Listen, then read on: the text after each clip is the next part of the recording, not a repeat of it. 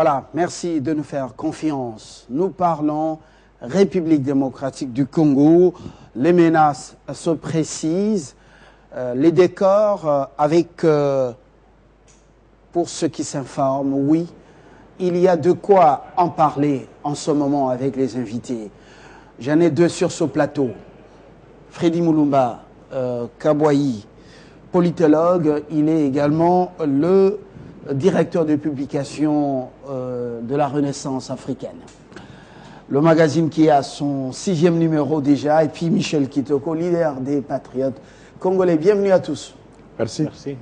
Freddy Mulumba, l'heure est justement cette réflexion, le Congo démocratique, notre pays, et votre pays, les menaces contre lui se précisent. Et ça a été même déjà annoncé par la CIA, je ne dis pas prédit, parmi les pays qui vont sombrer dans l'instabilité pendant, donc jusqu'en 2030, c'est la Somalie, y compris la RDC.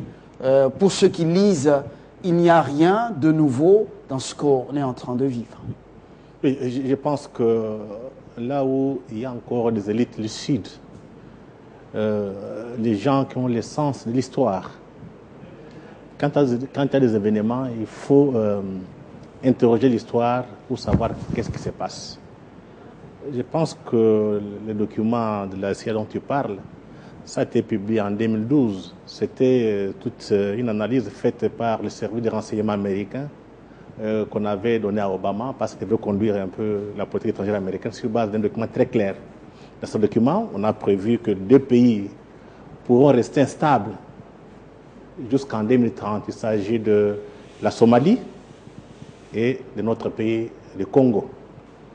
Donc, on a fait un travail sans parti pris. Mais maintenant, c'est à nous, de notre côté, de s'interroger pourquoi notre pays est comparé à la Somalie en disant d'ici 2030, ça va disparaître. C'est ça. En fait, c'est la balkanisation qui sera mise en place. Donc, ce qui se passe actuellement, ça doit nous interpeller. Je préfère revenir d'abord sur l'actualité. Il y a un temps ici, l'éditorial d'un grand journal américain, New York Times, Washington Post, qui a publié un article. Le 22 novembre 2016, c'était un édito. C'est écrit en anglais, mais je vais donner la traduction en français. Obama, donc le président américain Obama, devrait agir sur la RDC avant qu'il soit trop tard. Et dans cet article, moi j'interprète en tant que journaliste, il faut aller au-delà de mots. C'est un appel au meurtre. Pourquoi j'ai un appel au meurtre? C'est par rapport à notre histoire. Quand vous prenez l'histoire de l'assassinat de Lumumba, quand vous prenez l'histoire de l'assassinat de Mzee Laurent Désiré Kabila, rien ne peut se faire dans ces pays sans l'autorisation du président américain. Du temps de Lumumba, c'est le président Aznavour qui a donné instruction pour qu'on puisse l'assassiner. Avec la complicité des Belges. Les Belges ont exécuté. Quelques Belges. Non, les Belges qui étaient ici à Kinshasa, à la Paulville, ont exécuté. Ce n'était pas des Congolais qu'on dit c'est Tchombe ou autre, non. Ce sont des Belges qui ont tué Lumumba. Je pense ceux qui suivent un peu donc qui suivent les documentaires, on montre un Belge avec une dent de Lumumba main. Donc ce ne sont pas des Congolais qui ont tué, ce sont des Belges. Et ce qui est dans l'assassinat de Lumumba, c'est voir quelle barbarie. On l'a tué, après on a coupé en morceaux et on a jeté dans la source sulfurique. Lumumba n'a pas des obsèques, même pas de tombe. Voilà.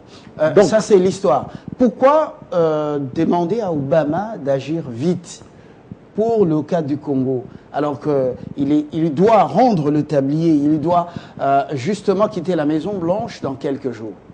Une hypothèse, en tirant bien entendu de l'histoire, parce que quand on a décidé d'assassiner Lumumba, c'était pendant la période, ce qu'on appelle la transition.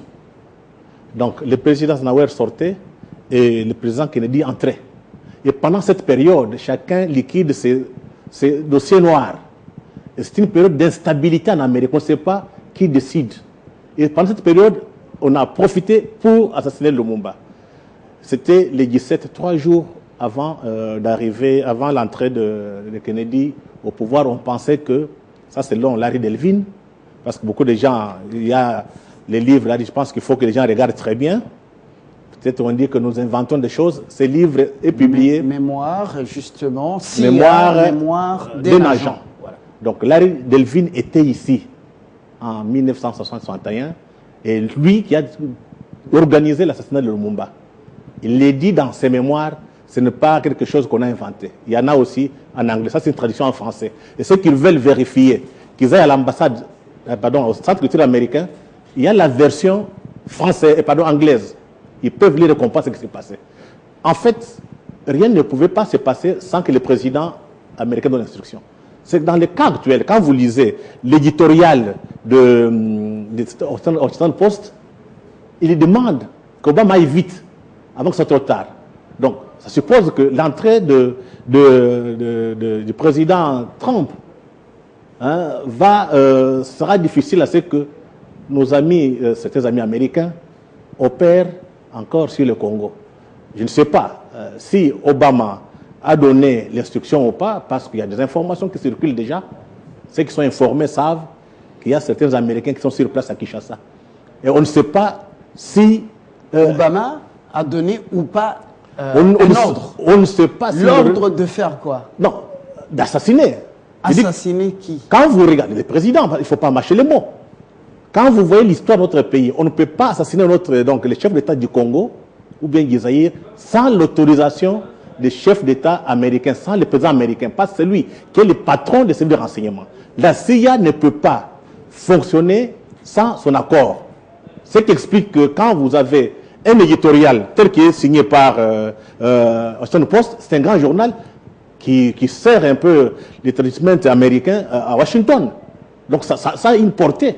Et quand on pose Obama à dire qu'il faut faire vite avant que ce soit trop tard, ça signifie quoi? Il faut passer à l'acte. Il faut savoir lire très bien. Et moi, je demande... Et quel acte? Vous le dites bien, donner la mort. Donner la mort, c'est qu'au-delà de ce qu'on voit, M.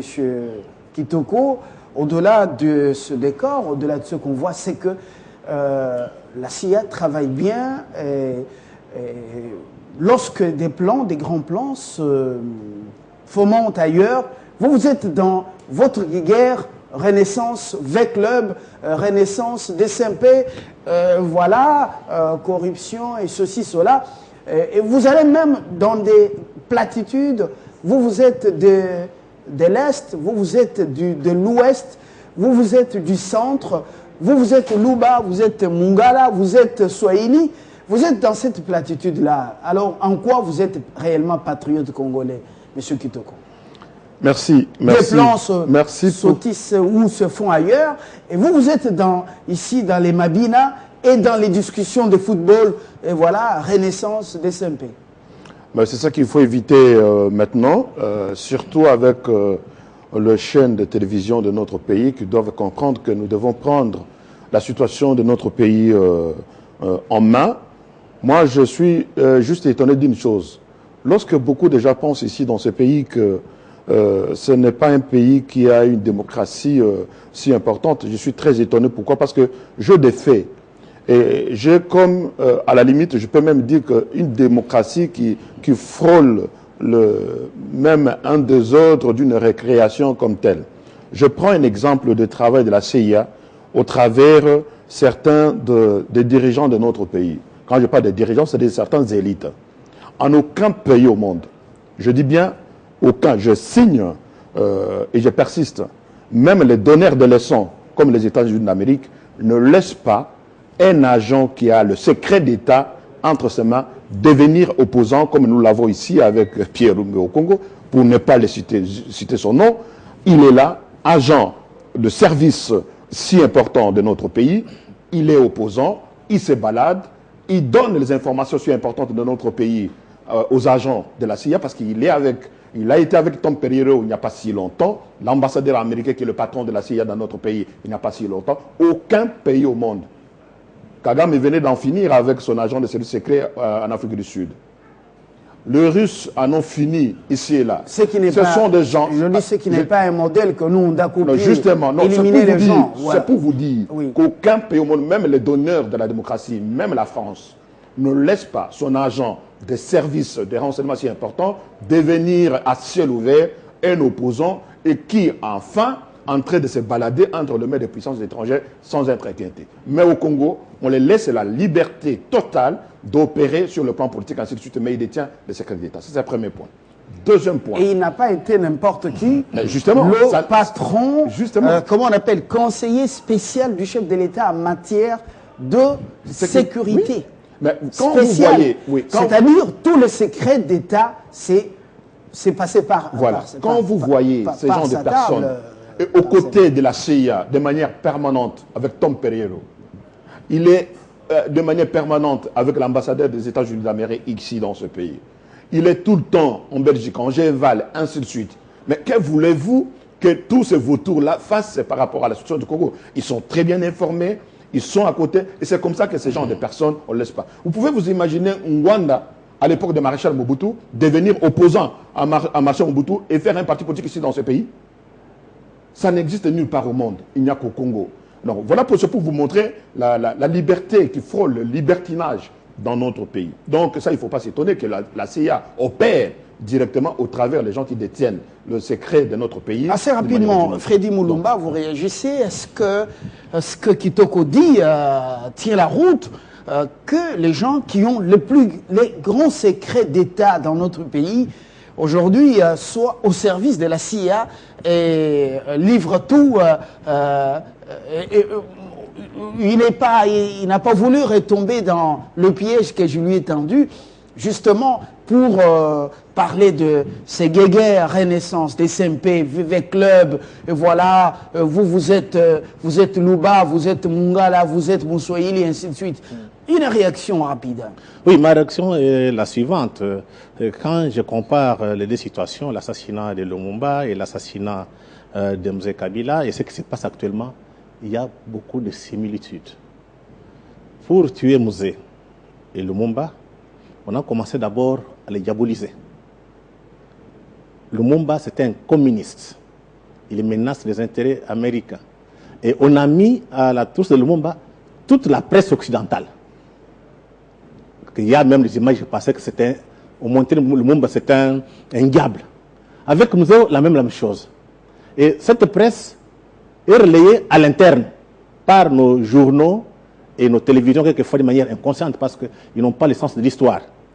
Après avoir diabolisé, on t'isole. L'isolement, ça passe comment? On commence à toucher ton entourage. Ce n'est pas par hasard que vous voyez qu'on commence à sanctionner les gens servis de renseignement et les militaires. C'est pour isoler Kabila qui reste seul et qu'il passe à l'acte. Après l'isolement, c'est l'assassinat. Mais je pense que ce qu'il faut retenir ici est que nous avons toujours à l'intérieur de notre pays ce que j'appelle des collabos, des traîtres. Et très souvent, l'armée étrangère les utilise pour arriver. Et tout est fait dans l'opinion, on montre l'opinion pour montrer que la personne là est mauvaise. Et les médias tapent chaque jour.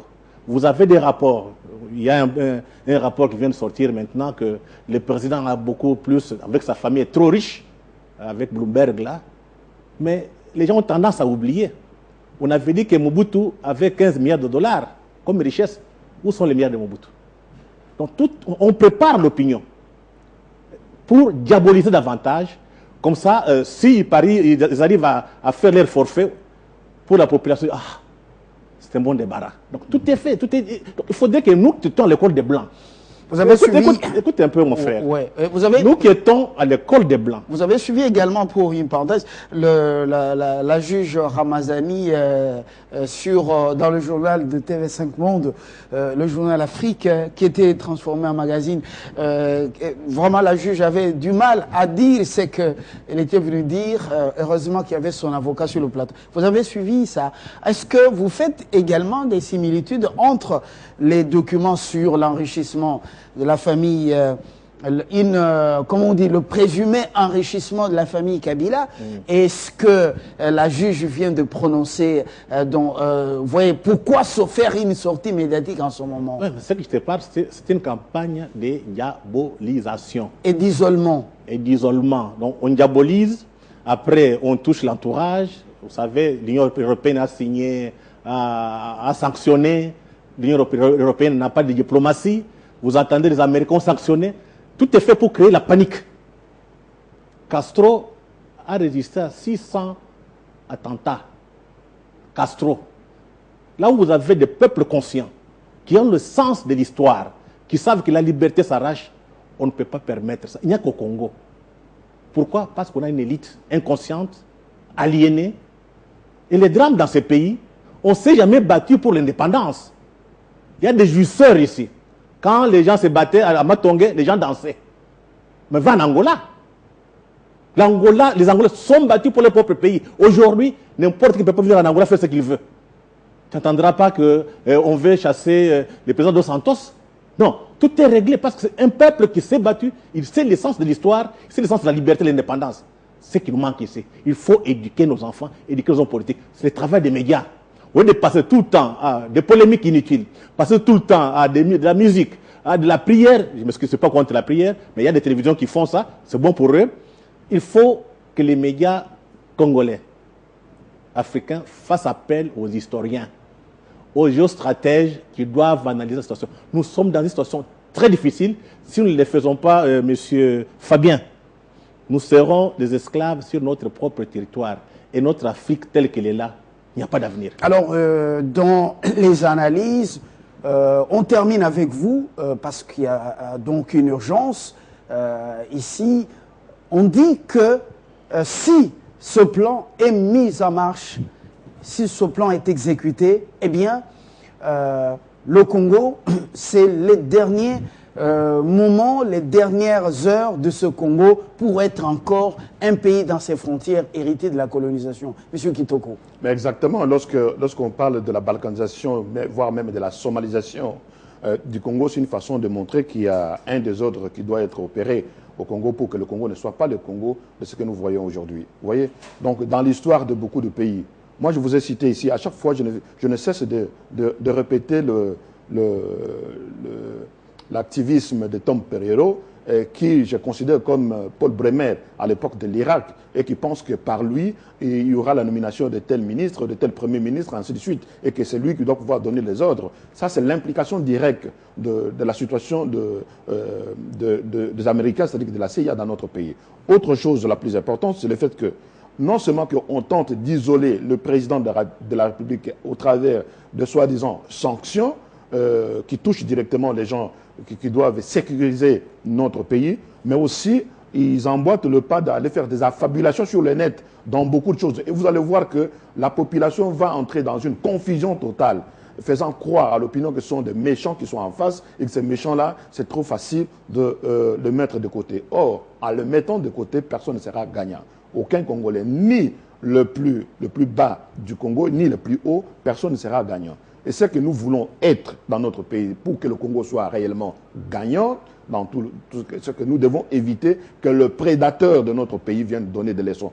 Il donne des leçons souvent en connivence avec ceux qui étaient dans des affaires, qui détiennent les secrets d'État et qui se baladent avec. Sanctions financières, ils n'ont pas sanctionné Moïse Katumbi, qui se baladent avec des milliards de dollars à l'extérieur du pays, sans en avoir justifié ne serait-ce qu'un centime à l'extérieur, mais il est là. Mais c'est parce que le cible potentiel par lequel ils savent qu'en atteignant telle ou telle cible, ils atteignent directement la conscience, voire même la frustration de certain nombre d'élites qui sont dans la sécurité de l'État, isoler le président de la République pour bien s'en charger contre lui. Donc, maintenant, nous sommes à l'heure de l'unisson.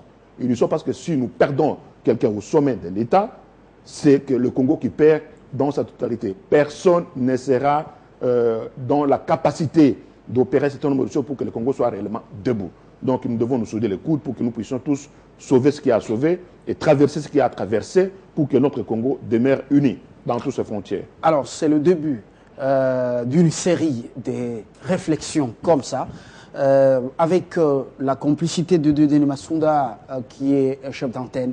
Nous en ferons et nous allons le faire. Merci d'être venu. Dans quelques instants, la suite de nos programmes sur Télé 50.